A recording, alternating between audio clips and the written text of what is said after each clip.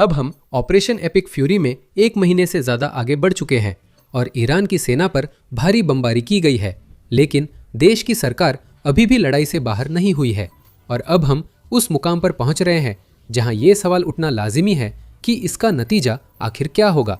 America या तो बड़ी जीत हासिल कर सकता है या सब कुछ हार सकता है, क्योंकि उसने आधुनिक सैन्य इतिहास का सबसे बड़ा जोखिम भरा कदम उठाया है।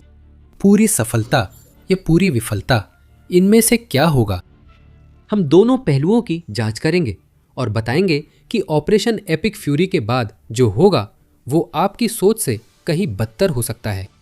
तो क्या होगा अगर ऑपरेशन एपिक फ्यूरी काम नहीं करता? ईरान के खिलाफ अमेरिका के पूर्ण प्रभुत्व के दिखावे में पहले ही दरारें दिखने लगी हैं।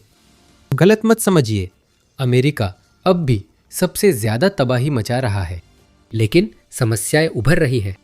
ईरान ने पहली बार पुष्टि की कि उसकी वायु रक्षा प्रणाली ने अपने हवाई क्षेत्र में एक अमेरिकी F-15E स्ट्राइक ईगल विमान को मार गिराया। विमान तो नष्ट हो गया, लेकिन पायलट बच गए, क्योंकि अमेरिका ने ईरान द्वारा अपना पहला लड़ाकू विमान गिराने के 48 घंटे के भीतर दोनों पायलटों को बचा लिया।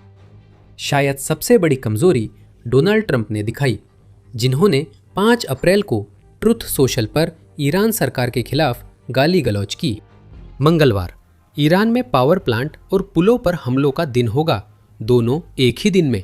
ऐसा पहले कभी नहीं देखा गया होगा। जल डमरू मध्य खोलो, वरना तुम नर्क में रहोगे। बस देखो, ट्रंप ने गरजते हुए कहा, जिसमें धमकी और ऑपरेशन एपिक फ्यूरी से नतीजे न मिलने की बेचैनी झलक रही थी। ये समझना भी मुश्किल है कि ट्रंप ने अल्लाह की प्रशंसा हो क्यों कहा। शायद ये ईरान और उसकी इस्लामी सरकार पर तंज कसने के लिए था। अब दरारें दिखने लगी है, जो एक बड़ी समस्या को उजागर करती है और ऑपरेशन एपिक फ्यूरी के नतीजों में अहम रोल निभा सकती है, अगर हालात अमेरिका के पक्ष में ना जाए। लोग अभी भी नहीं जानते कि ऑपरेशन का असली मकसद क्या है, और होर्मुज जलडमरू मध्य पर अमेरिका शायद ईरान से ज्यादा दूसरे देशों को नुकसान पहुंचा रहा हो।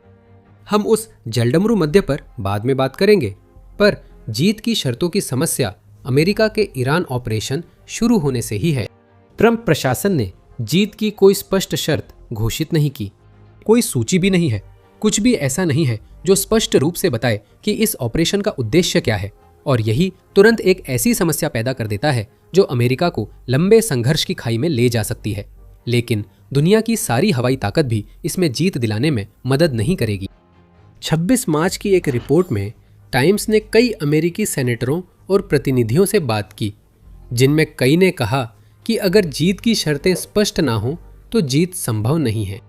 मैरीलैंड के डेमोक्रेट सीनेटर क्रिस वैन होलेन ने उन सीनेटरों के माहौल का वर्णन किया जो ऑपरेशन एपिक फ्यूरी पर संदेह कर रहे हैं। ये ट्रंप की चुनी हुई जंग है, हम नहीं जीत रहे, कम सुरक्षित है, युद्ध रोकना चाहिए। और ये तथ्य कि लोगों को ये सवाल पूछना पड़ रहा है, बस वही दिखाता है जो हम कहते आ रहे हैं। उनके पास कोई अंतिम लक्ष्य नहीं है, उनके पास कोई योजना नहीं है, उनके पास सफलता की कोई परिभाषा नहीं है, क्योंकि ट्रंप ने पहले ही देश को ज्यादा खतरे में डाल दिया है, वैन होलन ने कहा। यह कहा जा सकता है कि यह पहले से ही असफलता की स्थिति है, न कि सफलता की। एक ऐसा देश जिसके मध्य पूर्व में कम से कम 19 सैन्य अड्डे हैं, उसके लिए और अधिक जोखिम पैदा होना वह आखिरी चीज है जो अमेरिका को बनानी चाहिए। इन अड्डों का लक्ष्य क्षेत्र में शक्ति दिखाना है, लेकिन ईरान में युद्ध लंबा होने और स्पष्ट लक्ष्य न होने से ये अड्डे ड्रोन, मिसाइल और ईरानी समर्थित गुटों से खतरे में हैं। इस जोखिम के साथ ये संभावना भी जुड़ी है कि अमेरिका ईरान के बाहर अपने सैन्य कर्मियों और उपकरणों को खो सकता है। साथ ही खाड़ी क्षेत्र में अस्थिरता पैदा हो सकती है, जो ऑपरेशन एपिक फ्यूरी शुरू होने से पहले की तुलना में और भी खराब स्थिति में पहुंच सकता है। ऑपरेशन की शुरुआत से ही ट्रंप प्रशासन ने अस्पष्ट लक्ष्य बताए हैं। 28 फरवरी को ट्रंप ने राष्ट्र को संबोधित कर कहा कि उनके लक्ष्यों में से एक मिसाइल और उसकी इंडस्ट्री को खत्म करना है। अमेरिका ने इस क्षेत्र में कुछ प्रगति की है, हालांकि यह तथ्य कि ईरानी मिसाइलें अभी भी खाड़ी देशों पर दागी जा रही हैं, हमें बताता है कि यह लक्ष्य अभी हासिल नहीं हुआ है। ऑपरेशन शुरू होने के बाद ईरान की मिसाइल प्रक्षेपण 80-90% घटी है, लेकिन कुवैत जैसे खाड़ी देशों के लिए इसका खास मतलब नहीं है, क्योंकि 5 अप्रैल को उसे अपने जल और बिजली संयंत्रों पर हुए हमले का सामना करना पड़ा। एक और संभावित लक्ष्य ईरान को परमाणु हथियार हासिल करने से रोकना हो सकता है। वह अभी तक नहीं हुआ है क्योंकि शासन की संभावित क्षमताओं के केंद्र में जो समृद्ध यूरेनियम है वह अभी भी ईरान में ही है। वे इस मुद्दे पर फिर लौटेंगे। ईरान की वायुसेना नौसेना का विनाश भी संभावित लक्ष्य है। युद्धक विमानों और युद्धपोतों के मामले में अमेरिका अस्थायी सफलता का दावा कर सकता है। युद्ध की शुरुआत से ही ईरान की वायुसेना निष्क्रिय रही है और नौसेना ने 100 से ज्यादा जहाज गंवाए हैं। लेकिन ये असली जीत नहीं है। ईरान की नौसेना को खत्म करने से होर्मुज जलडमरू मध्य में उसकी तेज नावों और ड्रोन से बनी समस्या हल नहीं होती। यही असली समस्या है अमेरिका के लिए। और अगर ऑपरेशन एपिक फ्यूरी ट्रंप प्रशासन की योजना के अनुसार नहीं चलता तो ये सबसे बुरे परिदृश्य के केंद्र में है। ईरान पर 1 महीने से ज्यादा बमबारी के बाद भी होर्मुज जलडमरू मध्य ट्रंप की धमकियों के बावजूद बंद है। राष्ट्रपति ने कहा युद्ध जीत लिया गया है, लेकिन जब तक होर्मुज जलडमरू मध्य बंद है युद्ध जीतना संभव नहीं। फिलहाल वो बंद है। मेरी राय में जब तक होर्मुज जलडमरू मध्य खुल नहीं जाती युद्ध जीता नहीं गया है। डेमोक्रेटिक सीनेटर मैजी हिरोनो हवाई ने टाइम को बताया। अगर उस जलडमरू मध्य को खोलना ही लक्ष्य है तो इसका मतलब है अमेरिका ने ऑपरेशन एपिक फ्यूरी शुरू होने से पहले की स्थिति पा ली है। अमेरिका को सच में उस जलमार्ग को फिर से खोलना होगा। ऑपरेशन एपिक फ्यूरी शुरू होते ही तेल गैस की कीमतें बढ़ी और ईरानी नाकेबंदी खत्म होने तक गिरने के आसार नहीं है। साफ कहूं तो कीमतें बढ़ सकती है। CBS न्यूज ने नोबेल विजेता अर्थशास्त्री पॉल क्रुगमैन से बात की, जिन्होंने कहा कि डरावने हालात दुर्भाग्यवश बेहद मुमकिन है। $150 प्रति बैरल की बात करना मुश्किल नहीं है, 200 तक जाना भी असंभव नहीं है।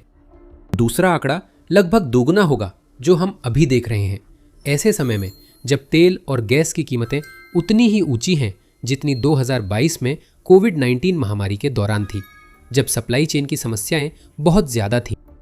ऑपरेशन एपिक फ्यूरी के बाद होर्मुज जलडमरू मध्य से गुजरने वाला तेल 20 मिलियन बैरल प्रतिदिन से घटकर 4 मिलियन बैरल प्रतिदिन रह गया। और जब आप यह महसूस करते हैं कि जलडमरू मध्य से गुजरने वाले 70% जहाज या तो ईरान के स्वामित्व में हैं या उससे जुड़े हुए हैं, तो ऐसा लगता है कि युद्ध के उस पहलू में असली विजेता सिर्फ एक ही है। ये सिर्फ तेल गैस की बात नहीं। वर्ल्ड इकोनॉमिक फोरम के मुताबिक उर्वरक, sulphur, methanol, graphite, feedstock, aluminium, helium, glycol, लोह अयस्क, स्टील के छर्रे और ग्रीन हाइड्रोजन इंफ्रास्ट्रक्चर भी जलडमरू मध्य से गुजरते हैं। सबसे बुरे हालात में अगर ईरान सरकार होर्मुज जलडमरू मध्य बंद रखती है तो अमेरिका वैश्विक आर्थिक तबाही पैदा कर सकता है। कुछ लोग तर्क देंगे कि हम पहले ही उस तबाही के शुरुआती चरण में हैं, लेकिन जिन देशों पर इसका सबसे तुरंत असर पड़ेगा वे ईरान के बाहर खाड़ी क्षेत्र के वे सभी देश हैं जो होर्मुज जलडमरू मध्य पर निर्भर है। अभी व्यापार उनकी सबसे बड़ी समस्या नहीं है। ऑपरेशन एपिक फ्यूरी के कारण अब ईरान खाड़ी क्षेत्र का दबंग न रहकर खाड़ी देशों पर हमला करने वाला आक्रांता बन गया है। हम पहले ही बता चुके हैं कि 5 अप्रैल को कुवैत के साथ क्या हुआ था। ये खाड़ी देशों पर हमलों की लंबी श्रृंखला की बस ताज़ा कड़ी है, जिसमें अमेरिकी सैन्य ठिकाने और ऊर्जा अवसंरचना निशाने पर रहे हैं। अराजकता के बीज वर्षों से बोए गए थे और ऑपरेशन एपिक फ्यूरी शायद वो खाद रही हो जिसने उन्हें अंकुरित किया। George town journal of international affairs यही बात कहता है। जर्नल ने लिखा कि ईरान की ओर से खाड़ी देशों को मिली प्रतिक्रिया आपसी सहयोग बढ़ा सकती है, जिससे बड़े खाड़ी दबंग की कमर टूट सकती है, लेकिन प्रॉक्सी समस्या है। अराजकता फैलाने के लिए सिर्फ ईरान से आने वाली मिसाइलें और ड्रोन ही जिम्मेदार नहीं हैं। इराक में शिया मिलिशिया, लेबनान में हिजबुल्ला, यमन में हूती और खाड़ी मध्य पूर्व के कई छोटे समूह हैं जिन्हें ईरान तब भी बुला सकता है जबकि अमेरिका उसके बुनियादी ढांचे पर हमले कर रहा है। इन छोटे समूहों को ट्रैक करना मुश्किल है और इन्हें खत्म करना तो और भी कठिन है। 28 मार्च को कई खाड़ी देशों जिनमें कुवैत, कतर, सऊदी अरब, बहरीन, जॉर्डन और संयुक्त अरब अमीरात शामिल है ने इन प्रॉक्सी समूहों को उजागर किया और ऑपरेशन एपिक फ्यूरी के जवाब में ईरान की प्रतिक्रिया में उनकी भूमिका के लिए उनकी निंदा की। इन समूहों पर निंदा का असर नहीं होता। हवाई बमबारी का इन पर असर नहीं होता क्योंकि ये प्रॉक्सी मिलिशिया पारंपरिक लड़ाई नहीं करते। वे छिपकर हमले को गुजरने देते हैं और बाद में अपने छिटपुट हमले करते हैं। यह ईरान की दशकों पुरानी विषम रणनीति है। ध्यान दें, ऐसे ही समूहों ने अमेरिका को वियतनाम, इराक और अफगानिस्तान में पहले भी समस्याएं दी हैं। अमेरिका की बात करें तो सबसे बुरे हालात के एक और पहलू का असर इस समय देश पर पड़ रहा है। ऑपरेशन एपिक फ्यूरी की भारी लागत, चाहे पैसे हो या भंडार, अब भारी पड़ रही है। लेकिन इससे पहले कि हम इसमें गहराई से जाएं, अगर आप ऐसी ही जानकारी और चाहते हैं तो द मिलिट्री शो को सब्सक्राइब करना ना भूलें। हम हर हफ्ते सैन्य अभियानों को विस्तार से समझाते हैं। लागत भी अमेरिकी सीनेटरों और प्रतिनिधियों के लिए चिंता का विषय है।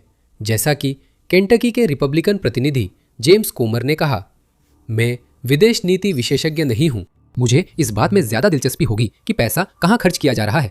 ईरान के मामले में मेरा ध्यान इसी पर रहेगा। हमने पैसा कहां खर्च किया है और कितना खर्च होने वाला है, कोमर पूछते हैं। ये अच्छे सवाल है और हमारे पास जवाब के कुछ संकेत है। द गार्जियन के अनुसार ऑपरेशन एपिक फ्यूरी छठे दिन तक अमेरिका को $12.7 बिलियन का पड़ा। इस वीडियो के समय तक ऑपरेशन 37 दिन से जारी है। मान लेते हैं कि खर्च स्थिर रहा है, हालांकि इसकी कोई गारंटी नहीं है। तो इसका मतलब है कि अमेरिका ने अब तक ईरान में $78.3 बिलियन खर्च कर दिए हैं। कोई हैरानी नहीं कि व्हाइट हाउस युद्ध जारी रखने के लिए अतिरिक्त $200 अरब की सैन्य फंडिंग की मंजूरी मांग रहा है, जैसा बीबीसी ने 19 मार्च को बताया। लामोंड कहते हैं, व्हाइट हाउस 40% रक्षा बजट बढ़ाने की मांग कर रहा है, जिससे वार्षिक सैन्य खर्च $1.5 ट्रिलियन हो जाएगा। वह पैसा कैसे जुटाया जाएगा?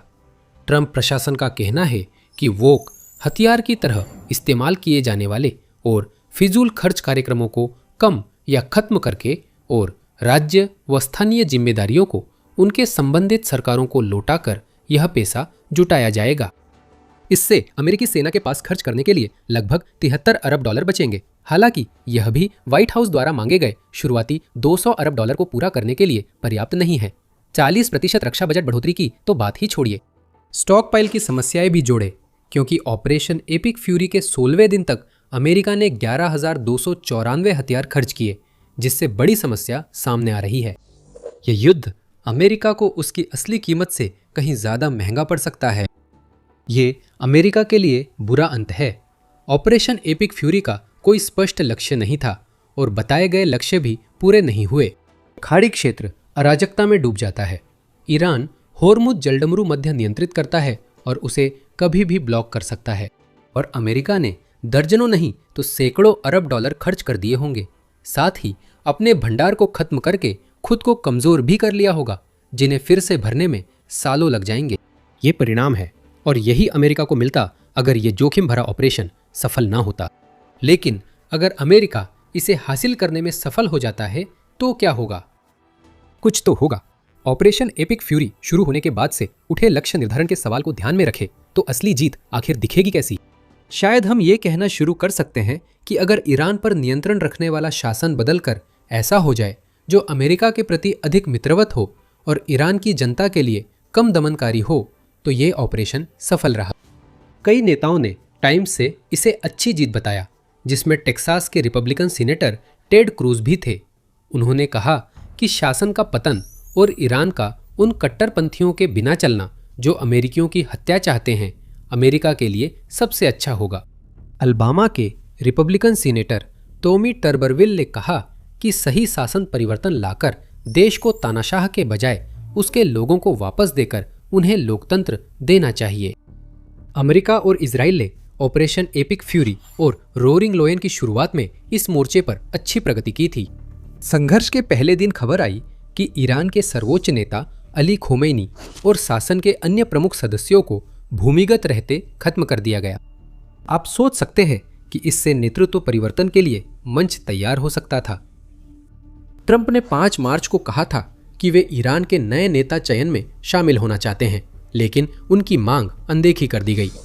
ईरान ने अली खमेनी के बेटे मुज्तबा खमेनी को जल्दी ही सर्वोच्च नेता नियुक्त किया। CNN ने 4 अप्रैल की रिपोर्ट में कहा कि यह नियुक्ति आदर्श शासन परिवर्तन के लिए झटका है। हालांकि ट्रंप ने अब नए खामेनी को कम कट्टरपंथी और कहीं अधिक समझदार बताया है, लेकिन चैनल का कहना है कि अन्य लोगों का तर्क है कि अमेरिका ने एक कट्टरपंथी शासन की जगह एक और ऐसा शासन ला दिया है जो और भी बुरा साबित होगा। Mona Yacoubian center for strategic and international studies की मिडल ईस्ट प्रोग्राम डायरेक्टर असहमत आवाजों में से एक हैं। उन्होंने कहा कि यह शासन और भी ज्यादा कट्टरपंथी है, समझौते के लिए कम तैयार है और साफ तौर पर IRGC यानी इस्लामिक रिवॉल्यूशनरी गार्ड कॉर्प्स से और भी ज्यादा खुलकर जुड़ा हुआ है। हमने ईरान के नेता की हत्या देखी, लेकिन इससे सत्ता और अमेरिका के प्रति उनकी स्थिति में कोई बड़ा बदलाव नहीं आया। शासन बदल चुका है, लेकिन ये वह बदलाव नहीं जो अमेरिका चाहता था। फिर भी वरिष्ठ खामनेई का सफाया दर्शाता है कि अमेरिका और इजराइल के पास ईरान में अहम लोगों को निशाना बनाने की क्षमता और खुफिया जानकारी है। संभावना है कि वे अपनी इस क्षमता की धमकी का इस्तेमाल करके छोटे खुमैनी को किसी हद तक नियंत्रित करने की कोशिश कर सकते हैं, या वे सीधे नए नेता पर हमला कर सकते हैं, फिर उसके बाद वाले पर और फिर उसके बाद वाले पर, जब तक कि ईरान का शासन खत्म न हो जाए। इसमें समय लगेगा और काफी खुफिया जानकारी जुटानी पड़ेगी, लेकिन यह अमेरिका की जीत होगी। दूसरा विकल्प है कि ईरान की जनता शासन के खिलाफ उठे और अमेरिका द्वारा मचाई गई तबाही के बाद उसे सत्ता से हटा दे। Georgetown journal of international affairs ने इसे संभावित कहा, क्योंकि युवा खामनेई की नियुक्ति से ईरानी शासन हिल गया। संस्थागत असंतुलन अब उस शासन के लिए समस्या है जिसने विरोधियों पर सख्ती से सत्ता बनाए रखी थी। 2026 की शुरुआत में विरोध प्रदर्शनों पर शासन की प्रतिक्रिया ने ईरान में आज का माहौल बनाया, जो स्पष्ट करता है कि वहां शासन विरोधी भावना काफी है। सही कहे तो वहां ध्रुवीकरण है। एक और शासन और उसकी कट्टर विचारधारा के समर्थक हैं। कुछ लोग मानते थे कि खामनेई की मृत्यु से बड़ा बदलाव संभव है। अब तक बदलाव नहीं आया, पर अमेरिका और ट्रंप के लिए आदर्श स्थिति होती अगर ईरान की जनता शासन को हटा देती। बमबारी जारी रहते ऐसा संभव नहीं लगता। शायद ऑपरेशन एपिक फ्यूरी की दीर्घकालिक योजना में अमेरिकी विशेषज्ञ भेजना शामिल हो सकता है, जो शासन के खिलाफ विद्रोह को संगठित करे और अमेरिकी बलों के जोखिम को कम करे। इस समय ईरान के अंदर हालात पूरी तरह से अराजक है, इसलिए ऐसे विद्रोह के लिए इससे बेहतर समय नहीं हो सकता। ये तभी संभव नहीं है जब तक कि जो लोग विद्रोह करना चाहते हैं वे संगठित नहीं होते, क्योंकि IRGC उन्हें फिर से दबा देगा। रॉयल यूनाइटेड सर्विसेज इंस्टीट्यूट के अनुसार तुरंत होने वाला विद्रोह पहले ही दम तोड़ चुका है, हालांकि भविष्य के विद्रोह की नींव शायद पहले ही पड़ चुकी है। ऐसा एक विद्रोह उस होर्मुज जलडमरू मध्य की समस्या को हल कर देगा जिसका हमने पहले जिक्र किया था। तो क्या अमेरिका द्वारा उस समृद्ध यूरेनियम को निकालना, जो ईरान को खाड़ी क्षेत्र के लिए परमाणु खतरा पेश करने की अनुमति देता है, भी ऐसा ही समाधान होगा? हमने पहले अमेरिका के लिए इस संभावित जीत की स्थिति का जिक्र किया था, और यह निश्चित रूप से अमेरिका को वह दबाव देगा जिसका इस्तेमाल वह ईरान को होर्मुज जलडमरू मध्य में झुकाने के लिए कर सकता है। ट्रंप प्रशासन ईरान के समृद्ध यूरेनियम को निकालने को भी एक ठोस नतीजे के रूप में पेश कर सकता है, जिसके बारे में वह तर्क देगा कि इससे सारी कोशिशें सार्थक हो गई। वायोमिंग की सीनेटर सिंथिया लूमिस निश्चित रूप से इसे एक जीत की स्थिति मानती है, जैसा कि वो टाइम को बताती है। जीत का मतलब वही है जैसा राष्ट्रपति ट्रंप ने कहा था कि अंतिम लक्ष्य है, यानी ईरान कभी भी परमाणु हथियार नहीं रख सकता और उनके पास परमाणु हथियार की सुरक्षा के लिए बैलिस्टिक मिसाइलें और ड्रोन नहीं हो सकते। शायद सच में ऐसा ही है। सीधे तौर पर यूरेनियम निकाले बिना भी ऑपरेशन एपिक फ्यूरी का मकसद ईरान की सरकार पर इतना दबाव डालना रहा हो सकता है कि वह उन परमाणु महत्वाकांक्षाओं को छोड़ दे जो अमेरिका के मुताबिक उसके पास है। CNN के मुताबिक नए सर्वोच्च नेता मुजतबा खोमेनी का परमाणु रुख अस्पष्ट है, जबकि IRGC ने कई बार कहा है कि ईरान शांतिपूर्ण परमाणु कार्यक्रम छोड़ सकता है। सिर्फ यही बात भी कम से कम ट्रंप प्रशासन के कई लोगों की नज़र में ऑपरेशन एपिक फ्यूरी के औचित्य का आधार बन सकती है। हम यह नहीं भूल सकते कि ईरान के पास 440 किलोग्राम से ज़्यादा या 970 पाउंड यूरेनियम है, जिसे 60% तक U-235 में संवर्धित किया गया है। उस यूरेनियम को परमाणु बम के लिए जरूरी 90% तक और संवर्धित करना होगा, लेकिन इस काम का अधिकांश हिस्सा पहले ही किया जा चुका है, और अगर ईरान परमाणु हथियार बनाने का फैसला करता है तो उसे लक्ष्य प्रतिशत तक पहुंचने में केवल कुछ हफ्ते ही लग सकते हैं। अमेरिका यह सुनिश्चित करना चाहता है कि ऐसा न हो सके। ये हमेशा से ऐसा ही रहा है। तो सबसे अच्छा संभव परिणाम और वह जो यह दर्शाता है कि ऑपरेशन एपिक फ्यूरी का जोखिम रंग लाया, वो होगा ईरान की सरकार का पतन और उसकी मानी जाने वाली परमाणु महत्वाकांक्षाओं का समाप्त होना। इसका मतलब है कि सबसे खराब स्थिति की कई समस्याएं, खासकर होर्मुज जलडमरू मध्य और खाड़ी क्षेत्र से जुड़ी, हल हो जाएंगी। समृद्ध यूरेनियम के बिना ईरान अब खाड़ी का दबंग नहीं रहेगा। अंतिम सवाल सीधा है, इन दोनों में से कौन सा परिदृश्य सबसे अधिक संभावित है? इसका पल्लड़ा किस ओर झुक रहा है? हम ये सवाल आपके कमेंट्स के लिए छोड़ते हैं। इसी बीच अमेरिका एक ऐसा जमीनी अभियान तैयार कर रहा है जो सब कुछ बदल सकता है और इसमें संभवतः ईरान की परमाणु सामग्री भी शामिल हो सकती है। हमारे वीडियो में जानें। और अगर आप ऑपरेशन एपिक फ्यूरी पर इस तरह के और विश्लेषण देखना चाहते हैं तो द मिलिट्री शो को सब्सक्राइब करें। देखने के लिए धन्यवाद।